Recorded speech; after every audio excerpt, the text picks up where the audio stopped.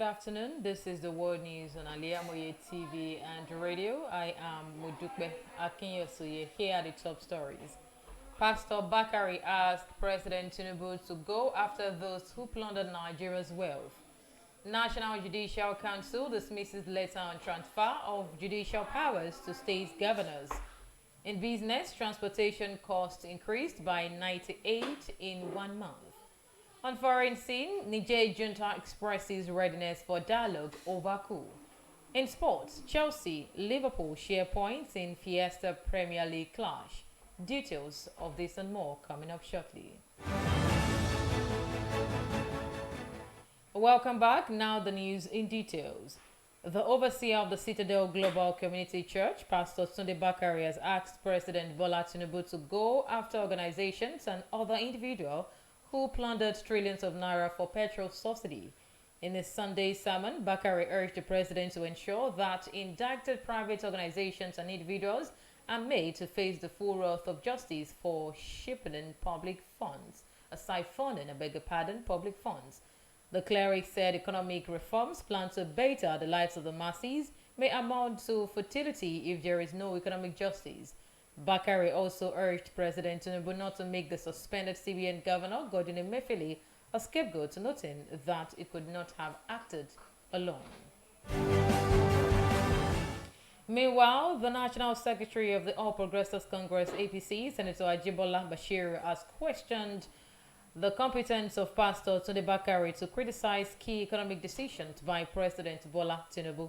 The cleric had in a state of the nation address on Sunday said the palliatives announced by the president cannot address the root cause of the problem. But reacting to the broadcast during a television program on Sunday, Bashir called the cleric's competence into question on the subject matter. While buttressing President Tinubu's decisions, the APC secretary acknowledged that the situation was challenging. Now, however, argued that in the long run, the country's economy would be better for it.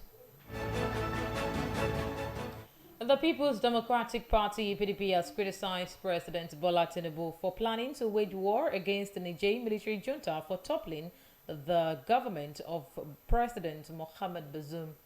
The Economic Community of West African States, ECOWAS, in which President Tinubu is the chairman, had on Thursday, during its second extraordinary meeting, directed the deployment of standby military troops to restore constitutional order in Niger. Reacting to the development in a statement on Sunday, National Publicity Secretary of PDP, Debo Ologunagba, claimed President Bola Tinubu is desperate to plunge Nigeria into war by dragging the country's military into conflict with Niger Republic. The opposition party stated that the situation in Niger Republic does not warrant any external peacekeeping effort and does not constitute any threat whatsoever to Nigeria's interests to justify committing the already overstretched military to arms way in a needless war. The National Judicial Council (NJC) has dismissed the viral letter claiming it has transferred statutory powers and functions regarding appointment and promotions of judges to state governors. In a statement on Sunday, Director of Information at the Council, Soji Oye, said the letter dated July 14, 2023 and allegedly signed by the NJC chairman and Chief Justice of Nigeria, Justice Olukayode Ariwola, has no iota of truth. The NJC said the letter, which stated that Umaru Abubakar should be appointed as substantive Chief Judge of Kebbi and outlining several key points regarding the order of seniority, never emanated from the Council. Oye further said the Council has reported the unfortunate case to the relevant security agencies to investigate and bring to book whoever is behind the letter. The Ogun Police Command says it has arrested one Owonikoko Akim, a suspected criminal that has been terrorized in the Obalende area of the state. In a statement issued on Sunday, the state police spokesperson Omolaudu Tola said the 33-year-old male suspect was arrested along Shagamu Ijebu-Ode Benin Expressway around 12 a.m. Akim was caught in possession of arms and ammunition. Some hard drugs and diabolical items were also found during a search of his residence. The police said upon arrest and interrogation, Akim, indicted an inspector of police, is simply identified as Ola. The media aide to Rotimi Akeredolu, Richard Olatunde, has reacted to a viral video suggesting that the Ondo governor has returned to Nigeria from his medical vacation. A video showing Governor Akeredolu taking a walk at an airport went viral on social media on Saturday. Reacting to the video through a statement on Sunday, Olatunde said Akeredolu is still in Germany and is focused on his full recovery. Olatunde said the clip was an old video of the governor taken during a campaign tour at the last presidential and National Assembly elections. You are listening to the World News on Al-IyamoyeTv and radio. Still to come, business, foreign and sport news. Just stay with us. Welcome back to the rest of the news. In business and economic news, the average cost of bus transportation within Nigerian cities rose from 649 naira in May 2023 to 1,285 naira in June 2023. The rise, according to the National Bureau of Statistics, followed the increase in the pump price of premium motor spirits, better known as petrol. Figures obtained from the Transport Fair Watch report of the NBS for June 2023 revealed that the rise amounts to 98%. On a year-on-year basis, the Bureau said bus fares rose by 120.6% from 582 naira paid by commuters in June 2022. On the foreign scene, leader of the Niger junta, Abdurrahman Chihani, says the military are ready to explore diplomatic dialogue to resolve the ongoing political crisis in the country. Chihani spoke on Saturday during a meeting with Nigeria's intervention team comprising Islamic scholars led by National Chairman of Jamatul Izalatu Bida Balalau.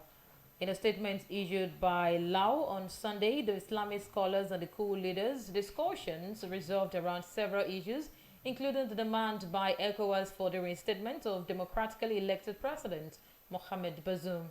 The coup leader said it was painful that ECOWAS did not hear the junta's side of the matter before issuing ultimatums. He said the coup was well intended as it was meant to stave off an imminent threat that would have affected both Niger Republic and Nigeria. In the world of sport, Chelsea and Liverpool played out a highly entertaining 1-1 draw in their opening game of the English Premier League at the Stamford Bridge on Sunday. The thrilling encounter also had two disallowed goals, one for each side, by the video assistant referee VAR.